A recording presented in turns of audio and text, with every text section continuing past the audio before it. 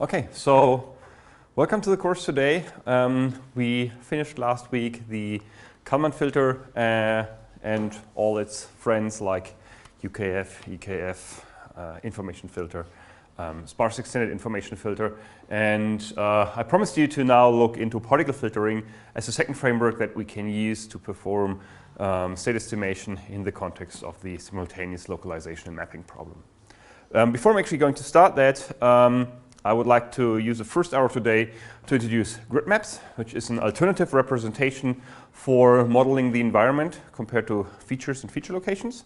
And in the second hour today, I will introduce the particle filter with a localization problem, which is an easier instance of the state estimation problem that we face. And then from next week on, we will start really with particle filters for SLAM.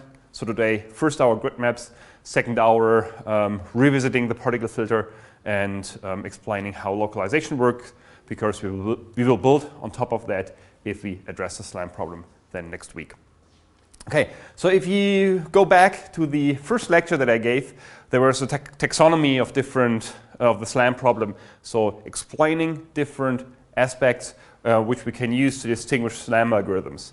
And one of those points there was that some SLAM algorithms use features and others use volumetric representation or geometric representations of the environment in order to model the environment, in order to estimate what the environment really looks like. So far in this course, we only looked into features, so landmark-based SLAM. So we have the assumption that there are some landmarks out in the environment, and the robot has the ability to perceive those landmarks, and it can estimate some quantity which is related to the location of those landmarks. That can, for example, be the bearing information, so the heading information where the landmark is located relative to the orientation of the robot. That can be the distance information, that can be both at the same time. So the laser scanner, for example, gives me both. It gives me the distance to the obstacle and the direction where the landmark, not necessarily the obstacle, but the landmark is located. If you have only a camera from a single measurement, you typically only get the orientation, you don't get the depth information unless you observe the landmark from different positions so that you can do something like a triangulation, for example. Okay, and that's what you should be comfortable with. So for example, using the XY position, estimating the XY position of a landmark, of a tree trunk or something like this. So this is the example of the Victoria Park dataset we have seen, where those landmarks, these yellow dots over here, are the trunks of the trees. That's one way of representing the environment. In order to do that, what we need to provide to the system is a technique to identify those landmarks. So given our raw camera data, our raw laser scanner data, or sonar data, whatever we have, we need to have a program which takes the perceptual input, the raw sensor data, and transforms this into a detector which detects landmarks. And hopefully is also able to say, this is landmark number 1, this is landmark number 2, this is landmark number 3. So in order to do that, I need to have some knowledge about the environment that the robot will be deployed in. If I have no idea what the robot will see or perceive when I send it out to whatever mapping mission, it's very hard to do that because we have no idea what we're going to experience. So an alternative approach is to say, okay, let's simply let us not represent or use features to represent the environment, but let's take a different representation of the environment. Let us kind of not only say identify landmarks we can re-recognize, let's take the whole perceptual input in order to generate a map. And that's pretty convenient if you use laser range data, because you can directly map say obstacle points or objects that cause the reflection of the laser beam and enter them or put them into a map representation. And if you do that, you will get something like you see down here, whereas black means occupied space, white means free space, and the gray here means that's a part of the environment the robot has never seen. And something like this, you can see that's a corridor here, or this is a corridor environment that looks similar to this architectural floor plan that you may use to if you, let's say, want to rent an apartment. You get the drawing of the floor plan. Of course, here in this floor plan type-ish things, We have all the objects that are in that environment, so it's not the clean floor plan, but it's kind of, for you, if you see these maps for the first time, it's probably the closest thing as an architectural drawing to this kind of representation. Or you can take real 3D data, for example, all 3D endpoints measured by the laser scanner, and use this to represent the environment. We will look today into this kind of representation here. That's a grid map or an occupancy grid map. And I will try to explain what are the key concepts used in occupancy grid mapping, how do we actually compute such a representation, and why it is useful. As I said so far, we used feature maps or landmark maps. That's kind of the standard choice if you use Kalman filter-based systems, because you want to estimate the location of these features, of these landmarks. And it's also a very compact representation. For every landmark, I just need to store one X, Y location, which is pretty convenient. However, we need to know before what we experience, and if we can't do that, or we don't have a reliable feature detector, that's a problem. And therefore, as I said before, there's an alternative way of doing that. And one alternative, is the grid map. So what's the key idea of this grid map or occupancy grid map? The first thing is it says, okay, I don't have any predefined landmarks, so I need to represent an information about is there something or is there nothing for every possible location in the space. And the easiest way to do that is to discretize the space into cells. You can see this as a two-dimensional histogram, or two-dimensional, you can even see there's a matrix where you have zeros if this is free space and 1 if there's an obstacle. Like small dots you paint, or like an image where everything which is dark, every dark pixel represents an obstacle at a certain location, and everything which is white represents free space at a certain location. That's the way you can think about it. So it's a discretization of the space, like an image. We can use the image itself, and every pixel corresponds to a small area in the space. Let's say a 10 by 10 centimeter area in the environment. And so every pixel corresponds to one area in the environment, and depending on the gray value, I may say this is more likely to be an obstacle, this is more likely to be free space. It's kind of the easy way what the grid map does. So it's a discretization of the world, and it's a rigid grid. So this grid can't be stretched or modified, so it's really a rigid grid in the environment. And every cell represents one local area, and the assumption that the grid map does, it says every cell is either occupied or free. Occupied means there's an obstacle in there, and free means there's nothing, it's free space.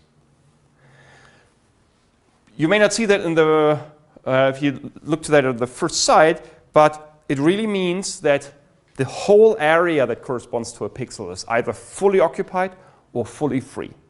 So if you have 10 by 10 centimeter grid cells and you have a pole like this guy over here standing here, this assumption is clearly violated because the size of this pole is smaller than 10 by 10 centimeters, which would be something around that size here. So there's only part of the cell is occupied. That's an assumption that the grid map, or that's something the grid map assumes that this is not the case. Everything is fully occupied or it's fully free. But again, that's an assumption. What the grid map then does, for every cell, it stores the information, is that cell free or occupied? So it's a non-parametric representation of the object in there. So it's not like a Gaussian distribution estimating the location of an object, as we did it for the landmark case, where we, for example, had a Gaussian estimate about the location of the landmark, and I can also, if I get new measurements, refine this position estimate. That's something I do not have for the grid map. For every grid cell, I estimate, is this free space or is this occupied space?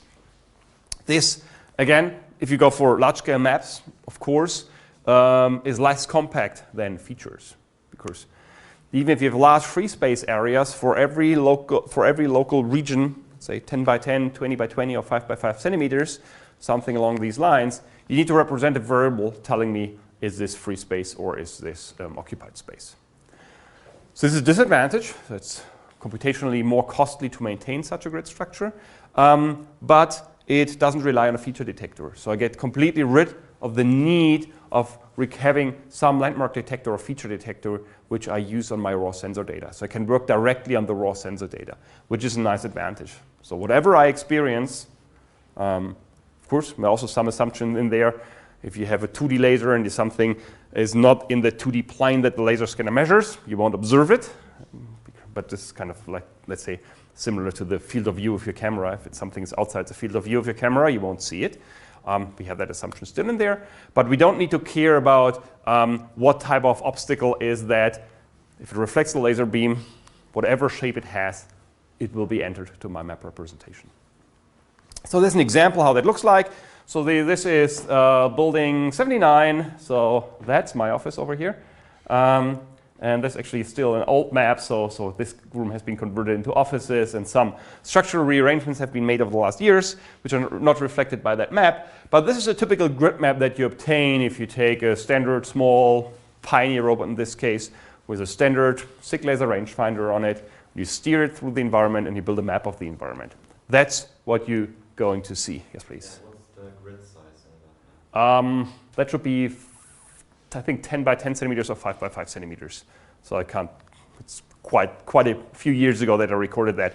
And even so, you record the raw data, and the question is in which resolution do you render it? So I guess it's, exactly. I would expect 5 by 5 centimeters. This was rendered, but I can't guarantee that. So that's kind of, this should be something like 35, 36 meters in size, the whole corridor. And if you kind of zoom in, so this is kind of the zoomed view, you can see here also some artifacts. You see these grayish things over here? Any idea where this grayish area here comes from? Sensor noise. One possibility is sensor noise. What else? The probability of occupancy is not 1. Why is it not 1? Because here and there it's pretty close to 1. Here it's pretty close to 0, but not. And it doesn't really know how far the wall is like plus or minus 5 centimeters. Yeah, that has an effect on that. That's true. But there's something else. Multiple observations, and sometimes they've seen on this position a wall and something else. That will be pretty similar to the noise issue. I mean, that's true. That is part of this effect. You're right. But there's another effect I would like you to identify. So we have this grid cells, and every grid cell is, let's say, a 10 by 10 centimeter rectangle. And the assumption of the grid map was this is either fully occupied or fully free. And this assumption, for example, can never be justified if you have a wall which is, say, 45-degree rotated with respect to the orientation of your grid. You can see this effect a little bit. So the grid orientation is like here the orientation of the image, but the map, this wall, for example, is not perfectly aligned with the x-axis or y-axis of my grid. So it's something, whatever, 15, 20 degrees rotated. And therefore, even if you try to perfectly align the grid structure and the walls, we won't get a perfect alignment. And this is also some of the effect why this kind of smears out a little bit, or can smear out a little bit. Because simply like, there are cells which are just partly occupied. And depending from which direction you measure it, you may measure it as free or occupied, which can lead to these effects. Okay, so let's revisit the assumptions, not revisit, let's have a look into the assumption that the grid map does in a little bit more detail. So the first thing that's what we said right now, the area that corresponds to a grid cell is supposed to be fully occupied or fully free. There's not like 50% occupied or something like that. So if we have, let's say here, a 4x4 grid, this area is occupied, this is free space. Again, it's a discretization, this is an approximation, but if we do this, build that grid kind of fine enough, we actually get a pretty good representation of the scene. Similar to other representations, other discretizations, which, let's say, other sensor types use. So it's actually kind of, if the grid discretization is small enough, that's not that much of an issue. Of course, if you have 1 by 1 meter cells, then, so the bigger, the larger a cell is, the larger the approximation error. But you can kind of control it by setting this representation, this resolution, sorry. Okay, so how do we represent that mathematically or internally in our in our representation of the world.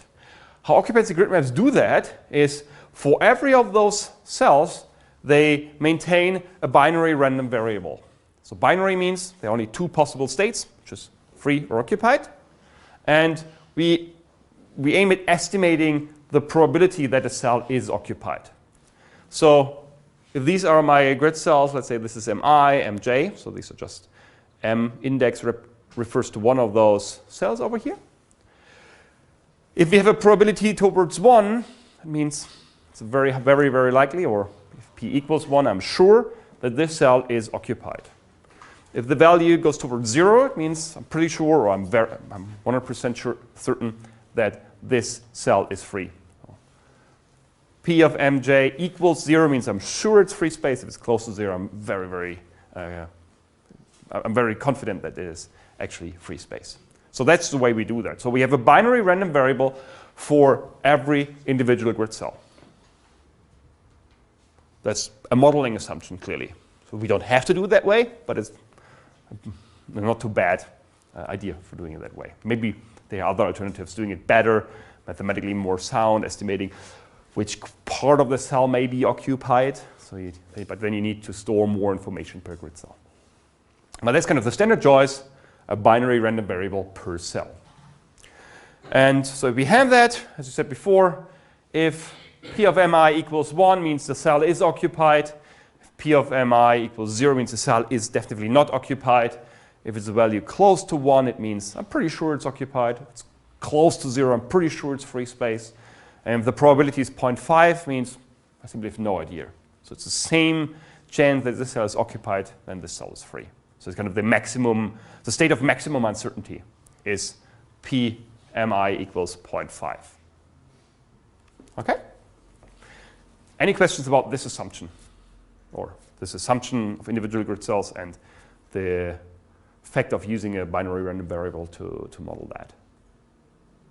Yes, please. Probability would be 0.6. Oh, 0.6, that means the probability that this cell is occupied is 0.6. I mean, what it means is the representation that you generate means you're estimating what the environment looks like. If you have very noisy sensor data, let's say you see this cell, so you measure that cell and you see it 5 times occupied and 4 times free. Simply hard for you to make a good statement, is it free or is it occupied? So you say, okay, the best estimate I have is I'm more confident that this cell is occupied, but I'm not very certain about that. Okay, the assumption number 2 that the occupancy grid map does, at least in its kind of standard variant, so there are extensions of that which relax those assumptions. But the standard occupancy grid mapping algorithm or technique assumes that the world is static. So there's no dynamic in the environment. There are no people walking around in the environment. No one is rearranging the scene while I'm mapping the space. So we clearly can have sensor noise, so I'm not assumed to have perfect input data, but I assume that no one changes the environment. The robot's not bumping into obstacles, moving them around or something like this. So this cell is always occupied, this cell is always free. There's no one rearranging the environment. I can put additional modeling effort into this mapping algorithm, which you will see very soon, and then I may be able to take into account dynamic changes. But the standard algorithm says the world is static. That turns out to be important when I do my state estimation, measuring those cell multiple times to make the statement, okay, that sensor noise, actually seeing it, whatever, 4 times is free, at 5 times is occupied. It's not that someone changed the state of the world. And the third assumption is that all those cells are independent of each other. That means that the binary random variables that I maintain are independent of each other. So what does that mean? If I don't know anything about the world, I only know, so I don't know anything about any cell except that this cell is occupied. If the cells are independent of each other, it means it doesn't help me to estimate the state of this cell, of this cell, of this cell, or any other cell in the map. So given that I know part of the environment, it doesn't help me to estimate the remaining parts, for example. You can see in real-world environment, can see that as a strong assumption, an assumption which doesn't hold. Why is this assumption wrong? If I measure the wall over here and I see an obstacle, it's quite likely that the cell nearby is also occupied. It doesn't necessarily has to be the case, but if we make the statistics over it, if I have a cell which is occupied, what's the likelihood that a neighboring cell is occupied? Yeah, it's more likely than having a cell which appears in free space. Or having a cell which is free, it's quite likely that its neighbors are also free, more likely that if they were occupied. This just holds from the fact that the way we as humans build our environment, for example, the environment has a certain structure. It's not just random clutter. If you would have random clutter, that's perfect. That would be perfect for the occupancy mapping assumptions. But as we don't live in perfectly random clutter, this is not true. It doesn't hold in reality. It's a modeling assumption that we do. There's nothing bad about doing assumptions. The only thing is you need to be aware of your assumption. And if something breaks, you may need to revisit your assumptions. But doing modeling assumptions per se is nothing which is very, very bad. We always have to make assumptions, otherwise we can't model everything. Okay, what does it mean if we have independent random variables for my probability distribution? You can calculate the probability just based on measurements. The direct measurement. That's a pretty strong statement in the sense that even if they would be dependent on each other, I could use measurements to estimate their state. No, but you just need a direct measurement. What do you mean with a direct measurement? That you just observe the robot that he finds out that this point is occupied. This measurement's enough for calculating the probability of the obstacle. I don't fully agree with your statement in the sense that obviously if you measure something, if you measure a cell, you measure it as occupied, that helps you to increase the probability that this cell is occupied. And it doesn't matter if the cells are dependent or independent of each other. Maybe you don't express yourself very precisely. Maybe you try again, you mean the right thing. It's related to that, but it's not what you said. Means that you don't need the location of the robot in previous and current codes? I need to know, as we will see later on, I need to know where the robot is in order to build a map. And also, actually, this algorithm makes the assumption that the position of the robot is perfectly known. So the important thing is, if you think about this occupancy grid map now, in this example consisting of 16 cells, so 16 independent binary random variables, it means if I compute the probability of a map, which is a joint of those 16 cells, I can compute it as a product of the individual ones. So the probability distribution about the map is given by the product of the individual probability distributions. That means they're independent of each other. If I know M1, it doesn't help me at all to estimate M2 or any other grid cell. So the joint can be broken up into a product of the individual probability distribution. Every mi here is a binary random variable, but m is not a binary random variable. It's a collection of binary random variables. Okay? Is that kind of clear what that means?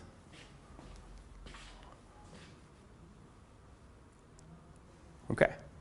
So an example, let's say you have a 4x4 world, and I have some occupancy probabilities, and I want to estimate what's the probability that for a given map. So let's say, so it's an example here. Okay. So let's say we have a grid map which consists of 4 cells. This is M1, M2, M3, M4. And let's say I just take random values. M1 equals 0.9, M2 equals 0.5, M3 equals 0.8, and M4 equals 0.1. They're just example values of what my current estimate of the world looks like. So my representation would say here 0.9, 0.5, 0.8, 0.1. That's my estimate. Let's say the best estimate I have. And now I want to know, this is what my representation is, that what the probability that the world looks like this. That means these two cells are occupied and those two cells are free. What the probability for this to be true? Can you easily compute that? As we said, P of M, so let's say this is now M. This is one specific instance. So maybe clearer to you if write M equals small m. So what's the probability that the random variable map is exactly this instant M? As we said before, that is the product from I equals 1 to 4, 4 cells, of P of, okay, let's write it in, Mi equals Mi. So this is kind of the index of those cells. Okay? I can now easily compute that. The probability that M1, so this cell here, is occupied, so it takes this value, is 0.9. 0.9. Okay, I'm looking now to M2. What's the probability that M2 is free? It's 1 minus 0.5 equals 0.5. So let's write it to be 1 minus 0.5. M3, this should be occupied. What's the likelihood or the probability that M3 is occupied? 0.8 times what the probability that M4 is free? 0.9. Exactly, 1 minus 0.1. And so this is then 0.9 times 0.5 times 0.8 times 0.9. That's, I don't know, to compute that. I haven't done that before, just an ad hoc example. But that's the probability that the world looks like this. This is what our occupancy grid map tells us.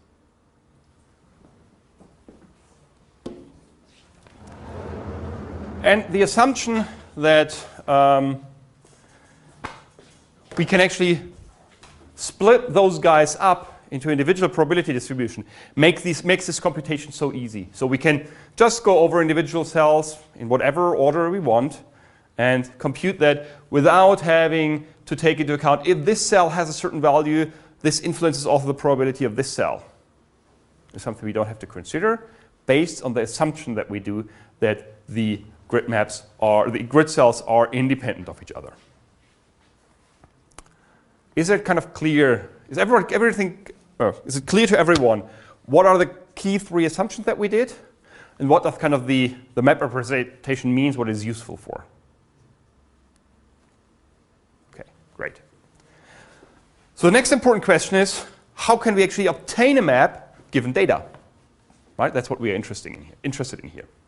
So given sensor data, and here we assume given the poses of the robot, given,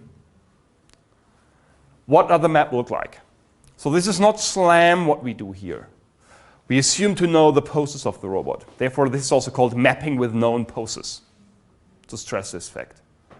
So we assume we know where the robot was at every point in time, and given we have that information, we want to estimate our map. The reason why we use this is later on, of course, we will relax this assumption in the particle filter or use the particle filter in a smart way to deal with this problem. But in the basic occupancy grid mapping framework assumes that the poses of the robot are known. The sensor data can still be noisy. So this is just my sensor data, given my sensor data. But the poses of the robot are known. This is an assumption that the occupancy grid mapping algorithm does. And what we want to now do is we want to compute the probability for a map. So let's say that the world looks like this in this example. Given my sensor data, let's say laser range observations or sonar observations, and given I know where these measurements have been taken. Okay? Is it clear? Clear what's written here? And the key question is now, how do we do that estimation?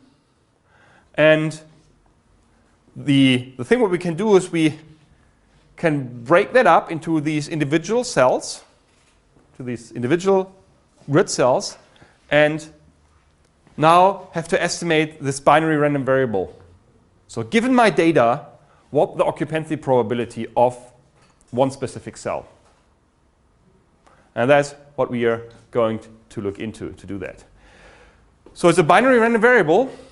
How do we do state estimation based on sensor data in general? What have we done in the course so far? Prediction model and What's that kind of more from the general perspective? bias filter. Yes, we use the base filter. So let's use a base filter here. How can we simplify? If we say, okay, we agreed now that it makes sense to use a base filter to estimate that variable, how can we simplify our problem? What makes the problem here slightly distinct from the problems we had before?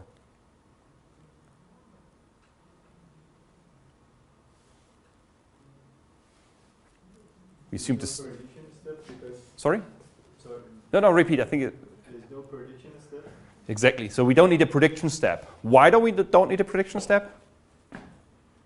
That's why I didn't want to tell because I forgot the reason. Okay. Yeah. The reason for that, it's pretty good that you forget the reason but give the right answer. Perfect.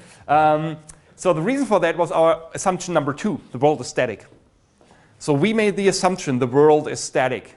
If the world is static, I don't need to do any prediction because there's no change of the world. So there's no action. No one modifies the environment. So only have correction steps. I don't have prediction steps. And this is something which is also called a binary base filter for the static state, or a base filter for static state, or binary base filter, or static state binary base filter, whatever. You find all these different ways for naming it. So the thing is now, we don't have any controls. We only have observations. And that kind of simplifies our estimation problem, as we will see in a minute.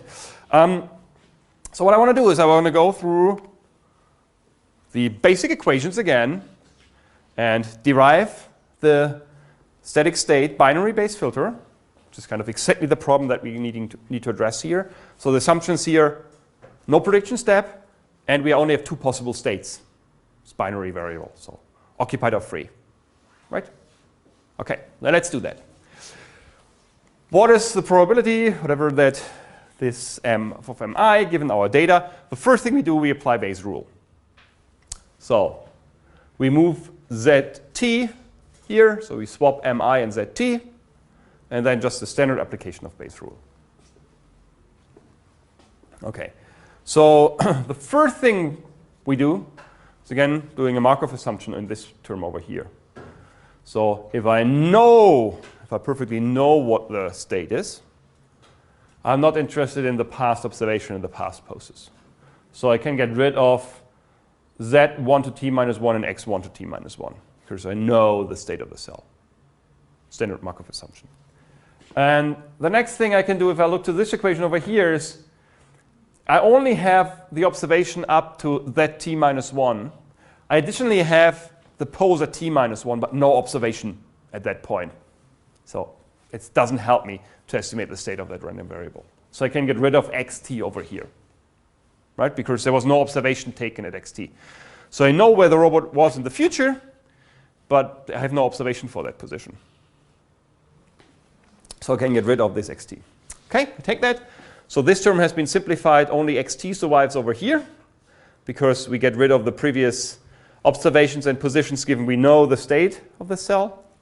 And here we got rid of xt because it doesn't help me to do my estimation. Okay, so I simplified those terms over here. The next thing I want to do is I want to look into the first term over here, this guy, and expand that further. What I do, I again apply Bayes' rule to this first term. So take this term, this part only, apply again Bayes' rule, swapping zt and mi. So this turns into mi given the current observation, the current position of the robot, times the likelihood of the measurement given the pose without any map information, divided by p of mi given I know where the robot was at some point in time. Okay, so you just kind of take this equation and put it in here. This ends up with this equation over here. So just apply base rule on this term. So it's kind of this part here is the new stuff which came in from base rule. Okay. So if I look to the individual terms, now I can look to this term over here. How can we simplify this term? Or on the bottom. Can we simplify that guy? One estimate the state, one cell. Given I know where the robot was, but given no observation. So xt doesn't help at all. Under the assumption that I'm maybe not standing on the position, but and then assuming that the robot has a certain extent, then it must be free. But if I ignore this fact, it doesn't help me. So I can get rid of this xt over here. So I can get the next line over here. I just changed this expression here and this expression over here. Okay, that's it. That's what I can do. But, how should I continue here? So what I assumed so far is it's a static state. Right? There's no controls. I have no controls over here. Assumed everything is static. Which other quantity? And I use that the cells are independent of each other because I'm just looking into one cell, not the whole map. Which assumption did I not exploit so far of the three assumptions that we had in the beginning? The cell is either occupied or free. So exactly, we have a binary state. So it can be either occupied or it can be free. Okay, so what I did here is P of mi, this is occupied. I can do exactly the same thing for the other way, P of mi free or not P of mi. So I can do the same thing for having not mi over here and do exactly the same derivation here as well. If I do that, I get exactly the same thing here, except that every m is not m. So if this is occupied, this means not occupied. I just use the term free because not occupied sounds a little bit stupid, but if you would read it correctly, you would say occupied, not occupied. Same as occupied, free. Okay, well, what we have, and the key trick now is to say, okay, I can also not simplify this term further as it is. Let's take the ratio of these two terms and see how I can do with it. So I take this term divided by this term and see if this helps me to simplify my problem. And as we will see in a few seconds, it does. So we just compute the ratio of these probabilities. Now we have this big term over here. We can see, oh, there are some terms which appear over here, which appear down here. That's perfect. We can get rid of them. So we can get rid of P of zt given xt, appears here and here. And we can get rid of this term down here, P of zt given all the previous observations and the positions of the robot. Of course, they appear here and here. So it's perfect. So I can actually get rid of this guy and get rid of this guy. Okay? So the next thing I can do is I can exploit the fact that I have a binary random variable and P of occupied is simply 1 minus P of free, or the other way around. P of free is 1 minus P of occupied.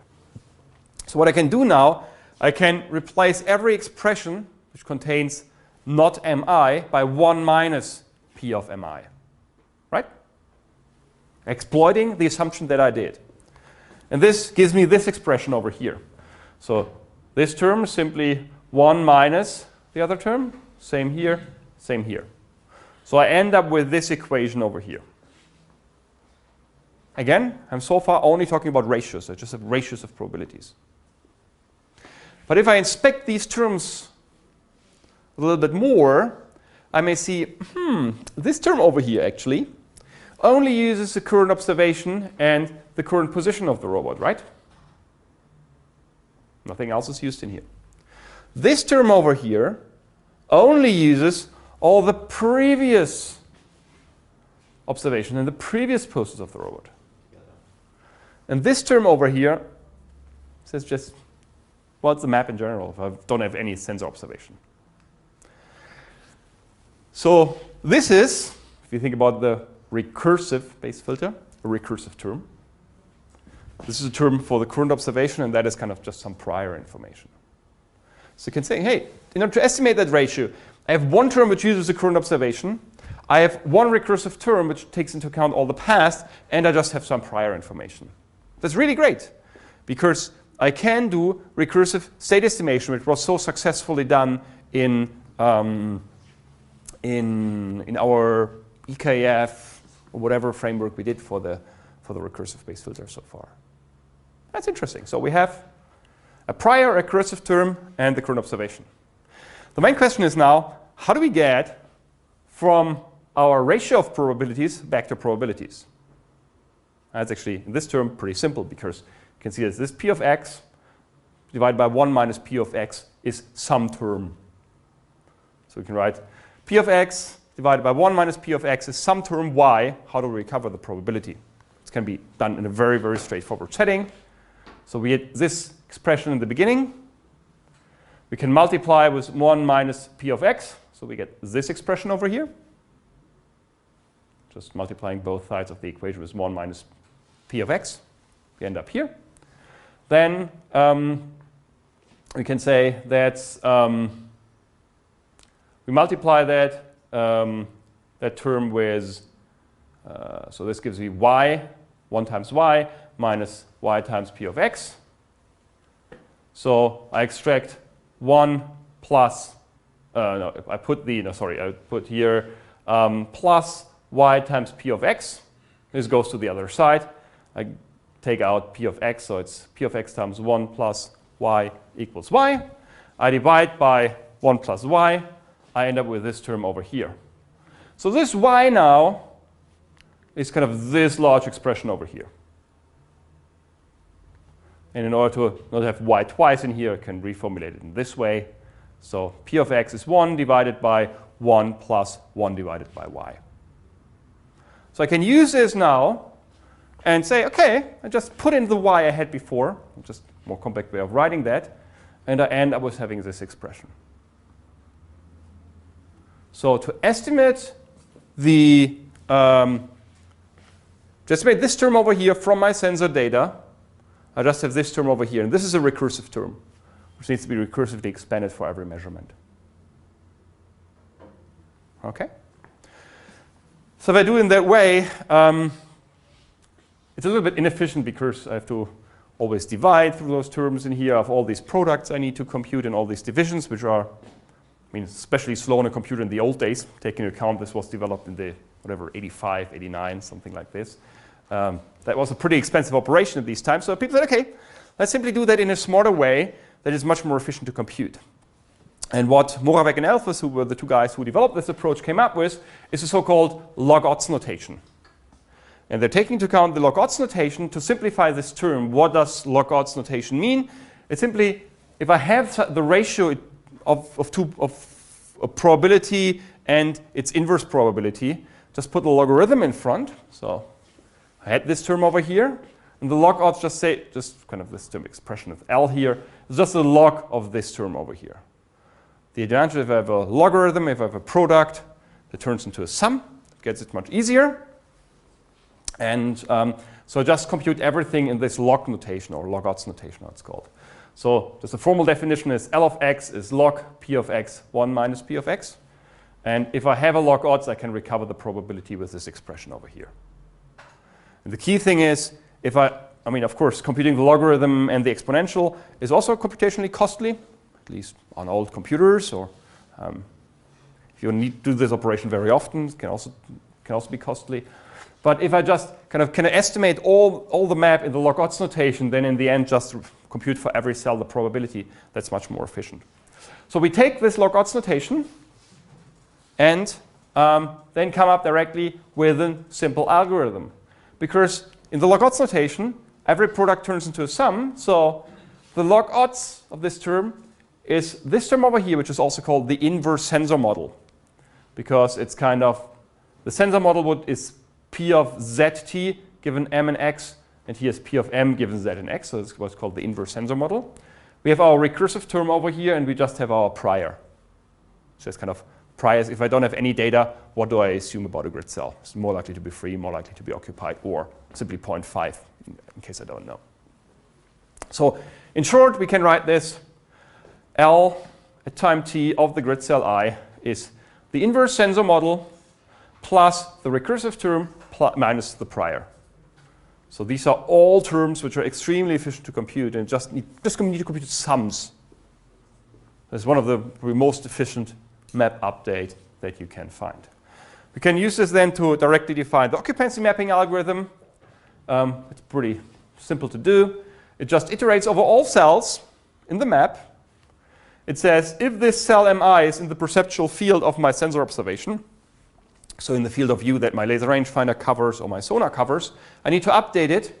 And I update it by saying, okay, I take its old value plus the inverse sensor model minus the prior. So this is super, super efficient because we only have to do compute sums. That's kind of the key trick. And if this is not the case, so if it's not in the field of view, I just keep the old value, and that's it. So that's really, really efficient and really, really simple to do. Again, so this was proposed in the mid to late 80s by Moravec and Elfes. Actually, Siemens, I think, holds a patent on this approach. Whenever you use an occupancy grid mapping algorithm, in theory at least, you should be aware that Siemens is holding a patent on that. Although you may argue that this is so frequently used in robotics that you may argue if this patent is valid or not, but that's a different story. It was originally developed for dealing with noisy sonar data. So sonar data can be very noisy. So it's specially designed to deal with noise in the data. And it's still frequently used today to, once you have post corrections, you have computed corrected poses, to render the occupancy grid map results from that. It's called, often referred to, therefore, as mapping with known poses to distinguish it from SLAM. Okay, so the question is still, how does this inverse sensor model look like, right? That's kind of the key thing. If you go back, how does this term here look like? We haven't discussed that at all yet. This obviously depends dramatically on the sensor. Let's look to a sonar. So this is a robot. This is a sonar cone. So I have the cone of the signal. The signal gets reflected, and I can measure the distance to the obstacle. These are part of the environment where the sonar signal passed. So there was no reflection, so it's more likely to be free. Therefore, these cells are drawn in white or whitish. And there was a reflection somewhere here. So these cells are more likely to be occupied. Right? That's kind of the intuitive way for doing that. And you can actually design a function which exactly has those probabilities. And one of the standard approaches I would like to show here how we can do this. This is just the sensor model, so how the sensor data should be interpreted. So it strongly depends on your sensor. So the parameters of this model strongly depend on the properties of your sensor, how accurate is your sensor, and so on. So let's look just in the following just on the cells which are here along the optical axis, or the main axis of the scanner.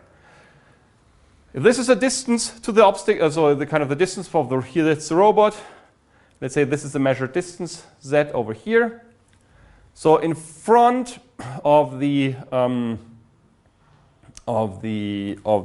measured distance, so if I measure 2 meters, everything up to whatever 1.90 meters is very likely to be free.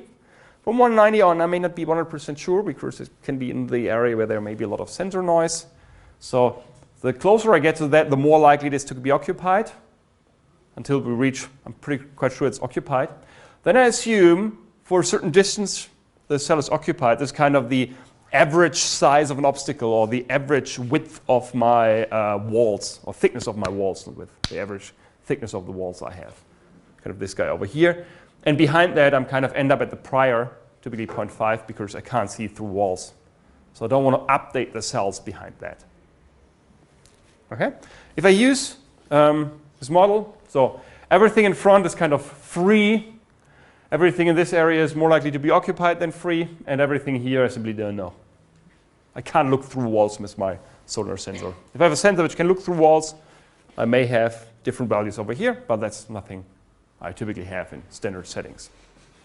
So what I can do now, along the optical axis here, I update the cells in this way. So here it's kind of free. It can be a bit grayish, occupied, and I don't know. This exactly corresponds to these 3 effects over here. This is an example how this looks with real world data. So if this is the map I had at time step t-1, and or t minus whatever 18 observations, t minus 18, t minus 17, 16, 14, 15, 14, and so on.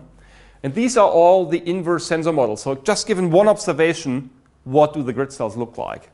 And you see that some are more grayish and some are more whitish. This is kind of how certain am I about an observation. The shorter I measure, typically the more accurate the sonar is. So the further I'm away, the more uncertain I get. And therefore, I have all these small kind of, see there's local maps that you compute from one scan. If you combine them, you end up with this map. So from this map, you get additional information, and you end up having this map down here. And that's actually a real-world data set. That's actually the first data set I recorded myself back in 2002, something like that, 2003 maybe, with the first robot that we had in the lab, Albert, which had 24 sonar sensors around here, which gave me these proximity readings. And that is one part of building 79. So that was my office at that time. The kitchen, another office. And that's the map you obtain from that, given you know the poses of the robot. So that's the occupancy grid map. And if you want to estimate what the most likely map from that, you just clip the occupancy values between to 0 or 1. So everything which is bigger than 0.5 becomes 1. Everything which is smaller than 0.5 becomes 0. And then kind of that is the most likely state that the world looks like given the sensor data that I have. Okay, you can see these thick walls here and even these weird effects here, which were kind of just wrong measurements that were measured too long, some of the measurements here. And you have a little bit weird effects in there, which was just a result from the sensor noise that you have. So the longer you would observe the environment, these effects may vanish, although these effects are hard to eliminate because typically the scans end up before, so it's very unlikely to reobserve these parts again. Just you have seen it just once due to the sensor error, you don't reobserve it. These are kind of effects you typically have in those occupancy grid maps. If you go to a laser rangefinder, instead of a sonar, you just have one ray through the environment, and it's typically much more accurate than a sonar sensor. So the inverse sensor model typically looks something like this for a laser rangefinder. I'm very, very sure it's free space until it reaches the obstacle, then I'm pretty sure it's occupied, and I don't update it behind that. This R can be the thickness of my grid resolution, because it's typically, unless the grid resolution is extremely small and interferes with the sensor noise, but if you have, let's say, a 5 centimeter grid cell, that's typically a pretty good model for a laser rangefinder. Then you obtain this kind of model. If you then steer a robot through the environment, you obtain kind of this kind of data, of endpoints. You see there some clutter around the space. These were here, in this case, just caused by a few people walking by. If you then take this raw sensor data and turn it into a map, that's what the map looks like. And you can see here that most of this sensor noise, the people walking by, is actually eliminated just because you have seen the space often. So people walks by, this is a very short amount of time compared to the number of measurements that the robot actually takes about this part of the space. So we end up with this kind of map, and that's kind of a standard occupancy grid map that you get from laser data. Or just another example, this is one of those fancy buildings at MIT, the CSAIL building, where no wall is straight. It actually looks pretty straight, but in 3D it's not straight at all. And one of those spaces mapped with the robot, and that's what a typical occupancy grid map looks like. So you can say, is this cell free or occupied? Let's check the value in here. It's more likely to be free than occupied. That's the way you can use this. This is just an example of a short video. That's one exploration experiment, in this case, of building 101, second floor, if I recall that correctly. It's also, whatever, 2004, 2005, with the robot driving around with a laser scanner and building a map of the environment. And again, doing everything assuming known poses. You could see here, you can see this kind of mismatch here. There's a small pose misalignment. Therefore, the map is not perfectly estimated here. It's whatever, a few centimeters, a few grid cells you're off. That's just something which results from the fact that we assume known poses. Okay, to sum up occupancy grid mapping. Occupancy grid maps discretize a space into cells, to a number of cells. All the cells are independent of each other. Everyone uses a binary random variable with a static state assumption to compute that. And we use such a static state binary based filter for every individual grid cell and estimate the likelihood or the probability that this cell is occupied or that this cell is free. We can do this very efficiently in a recursive update scheme, especially if you use this log odds notation. It's just summing up values. There's not more into that. And there's no need for predefined features. That's kind of a nice representation. That's why, especially we in Freiburg like this kind of representation. And a lot of maps or mapping systems that we develop actually rely on these grid maps or occupancy grid maps or variants of this occupancy grid map. They are extension for that, how to deal with noisy data, how to deal with changes in the environment. So they have also been extensions try to relax the assumption that the cells are independent of each other, but then it quite quickly becomes computationally problematic. What I, however, don't want to ignore at that point is what happens, what I call when grid mapping meets reality. Grid mapping meets reality, so it means I take a real robot, not necessarily very well calibrated, I record a data set and build a map.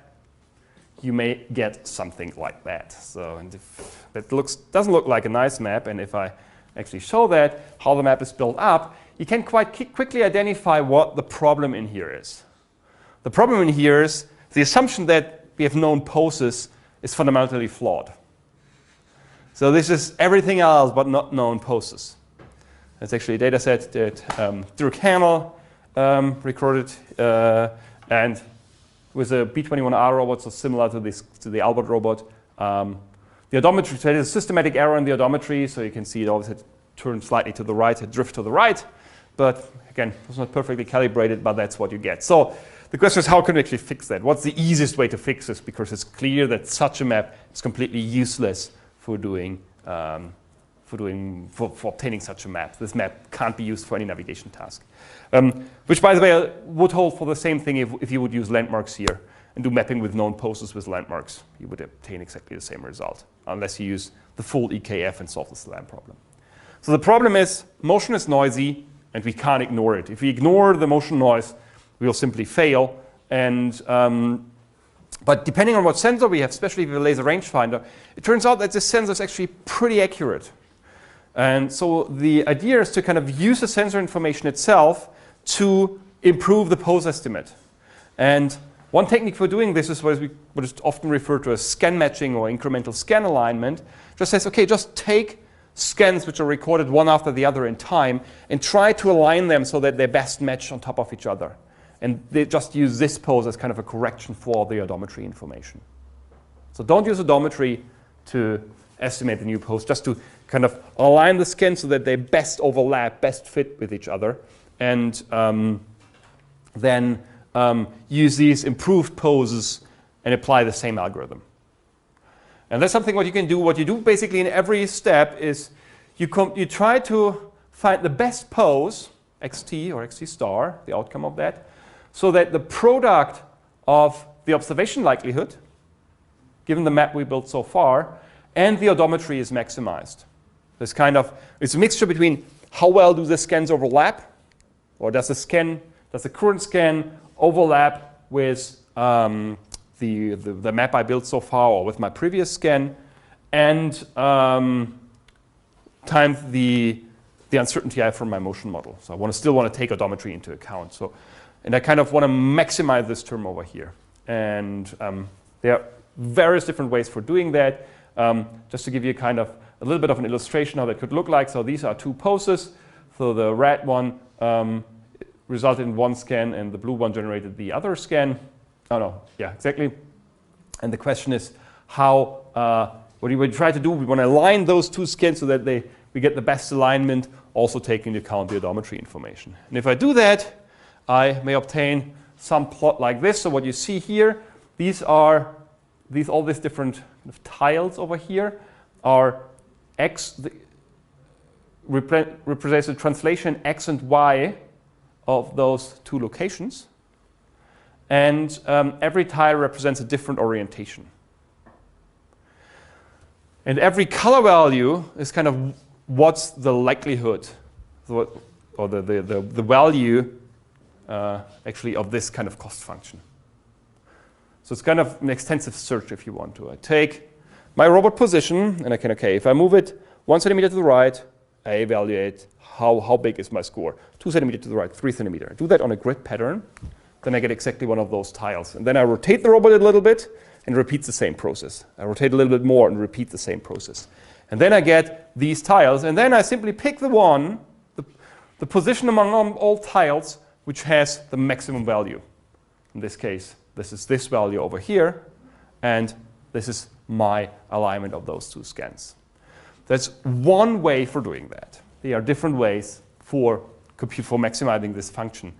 The most prominent, or very prominent one is the so-called iterative closest point algorithm, which just makes a kind of, takes a previous scan and the current scan and makes a data association between the endpoints, and then tries to obtain the translation and rotation, which minimizes the squared distances between those endpoints, and uses SVD, for example, to do this computation.